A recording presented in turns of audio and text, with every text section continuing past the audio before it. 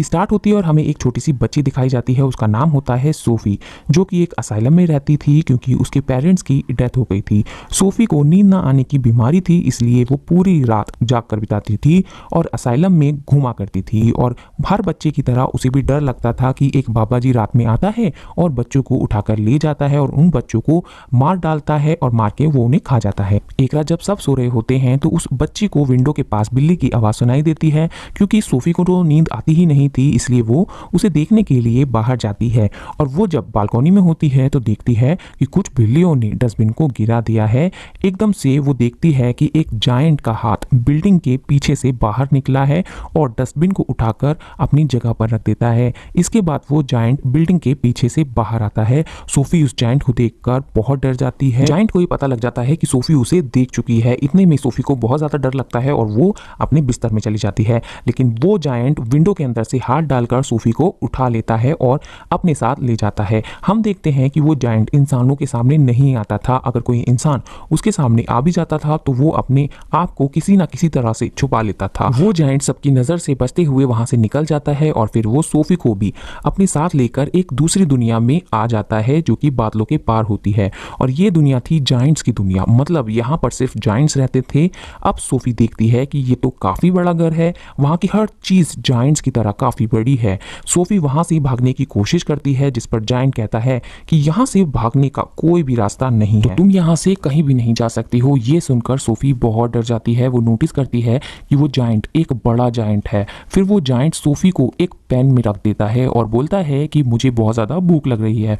भूख इतनी जोर से लग रही है कि मुझसे कंट्रोल ही नहीं हो रहा। सोफी सोचती है कि वो जायंट मुझे ही खाने वाला है। इतने में सोफी अचानक से और भी जायंट्स की आवाज सुनती है, इसलिए वो खुद ही जायंट से पूछती है कि क्या यहाँ पर और भी जायंट्स हैं। इस पर बूढ़ा जायंट्स कहता है कि हाँ, यहाँ पर और भी जायंट्स रहते हैं। वो बताता है कि सारे जायंट्स कैनिबल हैं और वो इंसानों को कच्चा ही खा लेते हैं क्योंकि उन्हें किसी भी इंसान पर तरस नहीं आता है और जो भी उनके हाथ लग जाता है वो उसे निगल ही जाते हैं। ये सुनकर अब सोफी और भी ज्यादा डर जाती है और वो बूढ़े जायंट से पूछती है कि क्या आप मुझे खा लेंगे। इस पर वो बूढ़ा जायंट कहता है कि नहीं, मैं इंसानों को नहीं खाता हूँ क्योंकि मैं एक वेजिटेरियन जायंट हूँ, ना कि कैनिबल।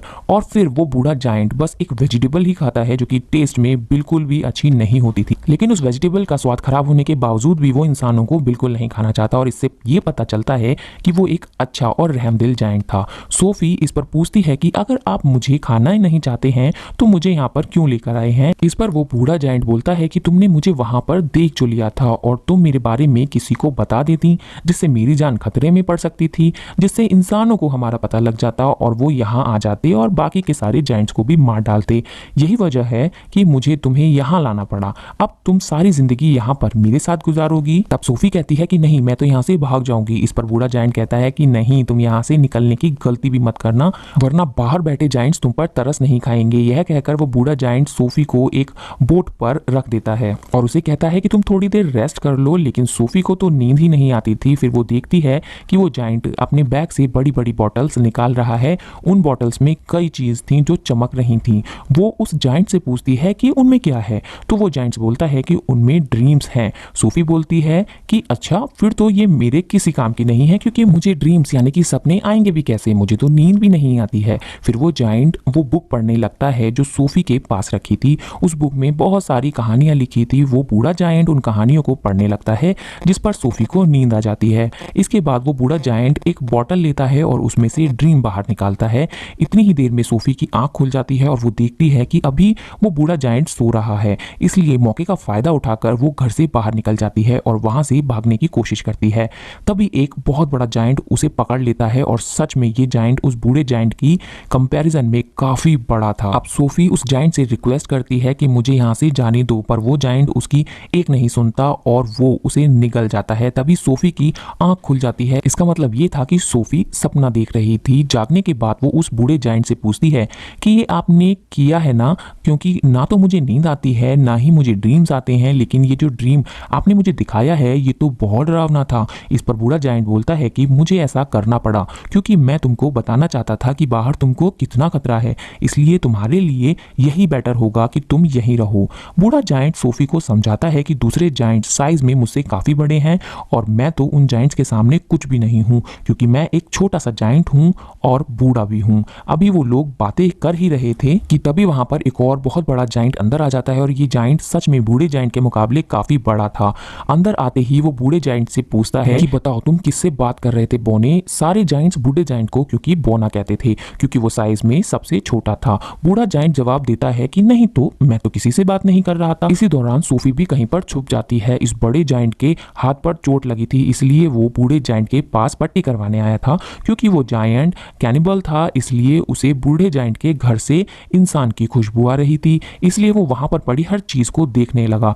तभी सोफी इस सब्जी के अंदर चली जाती है जिसे बूढ़ा जायंट खाता है और जब वो जायंट उस सब्जी को स्मेल करता है तो उसके अंदर से इंसान की खुशबू आती है। आज से पहले इस जायंट ने ये सब्जी कभी नहीं खाई थी लेकिन आज उसे इस वेजिटेबल में से इंसान की खुशबू आ रही थी, अच्छी खुशबू आ रही थी उसके अंदर से, इसलिए क्योंकि उसके अंदर सोफी थी इसलिए वो उसे खाने लगता है। इसे देखकर वो बूढ़ा जायंट बोलता है कि रुको, तुम ये नहीं खा सकते, कि क्या तुम भूल गए कि तुम सब्जियां नहीं खा सकते हो। इस पर वो जायंट कहता है कि हाँ ये तो मैं भूल ही गया था कि मैं तो सब्जी खा ही नहीं सकता। इसलिए वो उस सब्जी को फेंक देता है जिससे सोफी की जान बच जाती है। इसके बाद वो जायंट वहां से चला जाता है।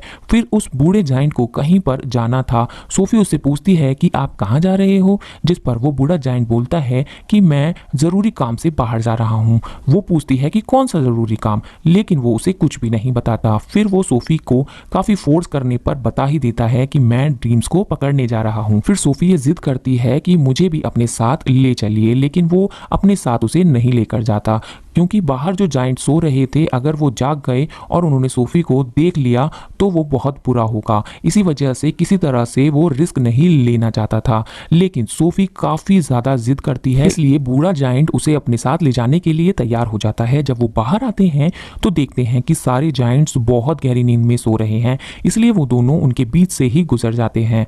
लेकिन इतनी ही देर में सारी जायंट्स की आंख खुल जाती हैं और वो बूढ़े जायंट को परेशान करने लगते हैं और वो उसे बोना कहते हैं कि बोने तुम कहां जा रहे हो, जिस पर वो कहता है कि मैं तो अपने काम पर जा रहा हूं।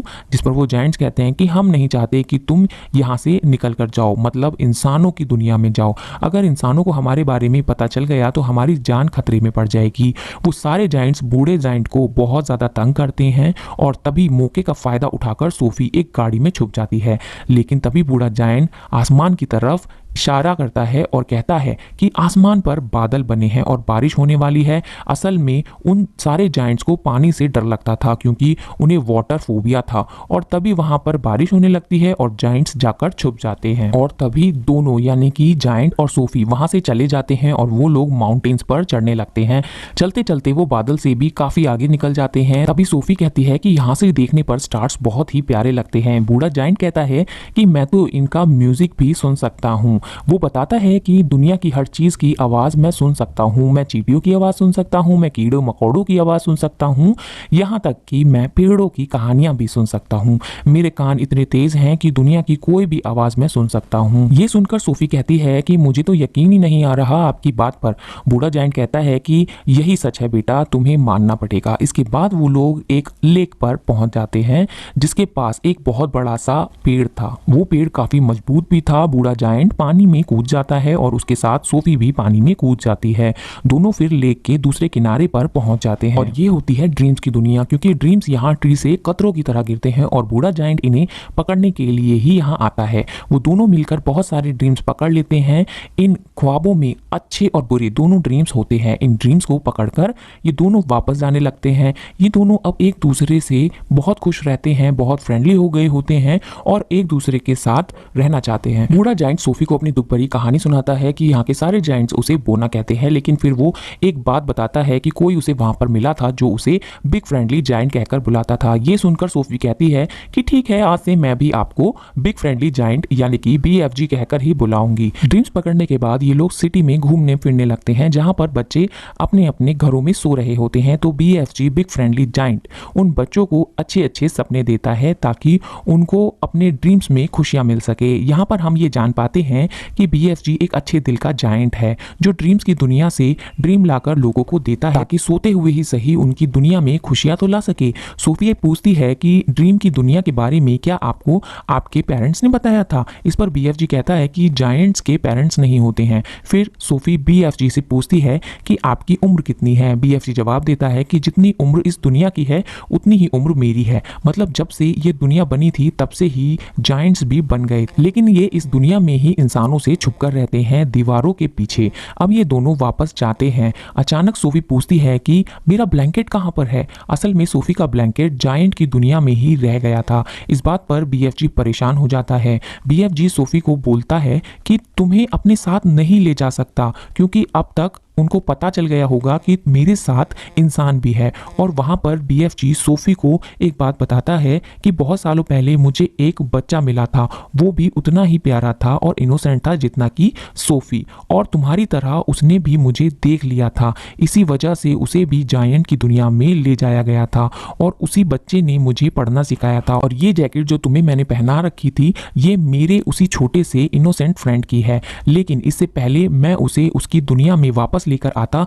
तब तक काफी देर हो चुकी थी और मैं कभी नहीं चाहता था कि जो मेरे उस छोटे से दोस्त के साथ हुआ वही तुम्हारे साथ भी हो, क्योंकि तुम भी तो मेरी अब दोस्त बन चुकी हो। इसलिए वो सोफी को वहां छोड़कर जाने का फैसला करता है। हालांकि सोफी उसे काफी मना करती है, वो वहां नहीं रुकना चाहती थी और साथ चलने के लिए जिद करती है, पर वो जायंट इस बार उसकी बात नहीं मानता और BFG सोफी को उसी असाइलम में छोड़कर जाने लगता है। क्योंकि सोफी वहां रुकना नहीं चाहती थी इसलिए वो बालकनी से जंप लगा देती है, क्योंकि उसे पता था कि BFG उसे बचा ही लेगा। और होता भी ऐसा ही है, BFG उसे बचा लेता है। इसलिए ना चाहते हुए भी उसे सोफी की बात माननी पड़ती है, इसलिए वो उसे फिर से जायंट्स की दुनिया में लेकर आ जाता है, जहां पर बाकी जायंट्स पहले से ही उन दोनों का वेट कर रहे थे, क्योंकि सारे जायंट्स जान चुके थे कि बूढ़े जायंट्स के पास कोई का कोई इंसान है।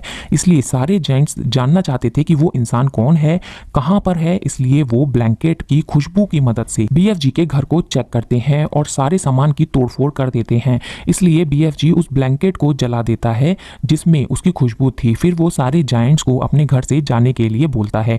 अब सोफी दीवार पर लगी तस्वीर को देखती है। वो पिक्चर एक प्रिंसेस की पिक्चर थी। उस पिक्चर को देखकर सोफी को एक आइडिया आता है। वो BFG को कहती है कि आप प्रिंसेस के लिए एक ड्रीम बनाएं और उस ड्रीम में आप बताना कि जायंट्स की भी दुनिया पाई जाती है इसी दुनिया में, और वो जायंट्स इतने खतरनाक हैं कि वो बच्चों को मारकर खा लेते हैं, और इसी ड्रीम में आप हम दोनों को भी शामिल कर लेना ताकि हम प्रिंसेस के सामने जाएं तो वो हमें पहचान ले। ये सुनकर BFG ऐसा ही करता है और वो जायंट्स की दुनिया में रहने वाले सारे जायंट्स का एक ड्रीम बनाता है और उस ड्रीम में वो खुद को और सोफी को भी डाल देता है, और साथ साथ वो सिटी के बहुत सारे मिसिंग बच्चों को भी डाल देता है। और उस ड्रीम को लेकर वो क्वीन के घर के पास चला जाता है और क्वीन की नींद में उस ड्रीम को डाल देता है और क्वीन को वो सब कुछ दिखा देता है जो क्वीन को देखना चाहिए था। और क्वीन की जब आंख खुलती है तो वो काफी डर जाती है, क्योंकि वो काफी डरावना ड्रीम था, क्योंकि जायंट्स बच्चों को खा रहे थे। क्वीन इस ड्रीम के बारे में अपने केयर टेकर को भी बताती है। इस पर केयर टेकर बोलती है